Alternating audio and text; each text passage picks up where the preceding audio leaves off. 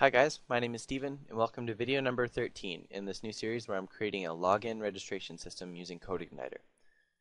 What I'll be doing in this video is we've already checked to see after in the register user function, I've checked to see if their key is valid, and I have tried to add the user to the database.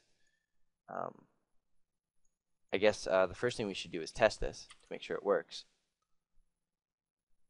So we'll refresh this page, and there's an error. Okay, so the user tutorial underscore user doesn't exist. On line number 58.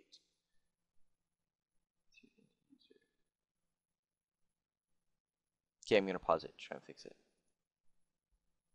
Okay, I found it. In the model underscore users model, I'm trying to insert it into the user table instead of the users table. So let's try again. I'll save that and refresh it. It says success. So we would assume now that the temp users table would be empty because it was deleted. Yep, so there's no entries in there. And if I click on users and then go browse, you can see that this user that we created, tried to sign up with, was successfully signed up, which is awesome. That means we're ready to actually log them in and send them to the members page. So that's what we're going to do actually in the main controller instead of echoing out success. So what we'll do is we'll make a data array, data equal to array,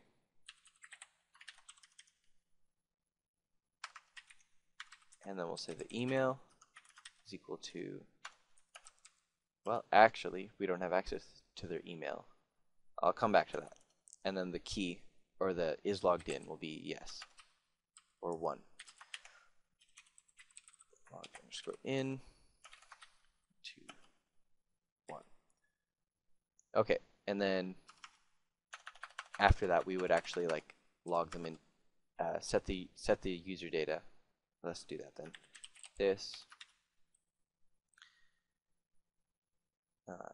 This session set underscore user data, and then we'll redirect to the members only page. Redirect to main/members. Pretty sure that's what it was called. Just double check. Members, yep, perfect. Now we have a problem though, is we actually don't have their email address. And so what we would have to do normally is query the database and create a new function in the model that will just grab the user data, but we don't have to. In this case, when we're logging them in, all we have to do is grab their email address, and we have access to their email address in this data array right here. So instead of returning true, it can actually return, well, data email. So that's going to send essentially the email, or the value for email, which will be the email that we're actually deleting from the temp users database and adding to the users database, which will work just fine. So instead of this, we actually need to set this equal to a value. So we'll say new email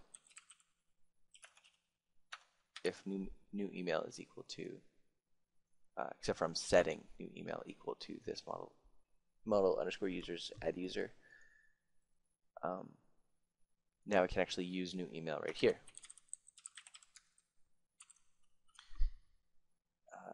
Cool, and that should actually work. So now we'll delete PHP login tut from our database and try again.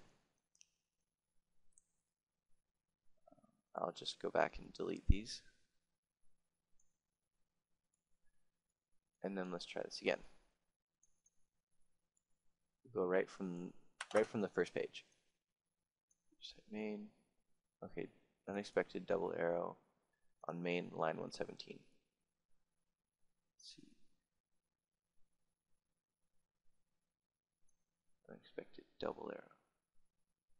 Oh, it's not a $sign array. It's just regular. It's just the word array. Save that. Okay, perfect. So we'll click sign up. we'll go sign up. Will be phplogintut@gmail.com.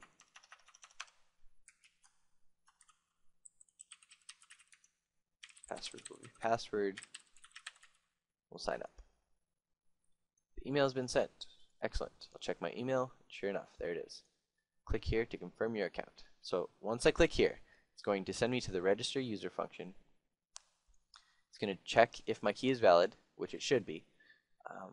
It's going to try and add me as a user, grab the new email from that, and then log me in and redirect me to the members page.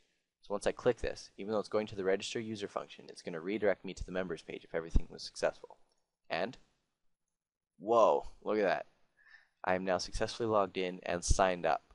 So now if I actually refresh this, you'll see that I now have a new entry, and that's phplogintut@gmail.com, and my password is password. And I now have access to the members page. So now we have successfully created a system where we can log in and we can sign up using CodeIgniter. We can also log out. And now if I want to try and log in with that new with this new credentials that I just created and signed up with, I can go phplogintut@gmail.com, password, click login, and there I go. I'm logged in. My email is phplogintut@gmail.com, and it looks good. So I believe that's basically what I set out to build. Thanks for watching this video tutorial series, guys. I hope this helped you with your own projects, and maybe some of the techniques helped you improve your programming. And yeah, thank you for watching this series.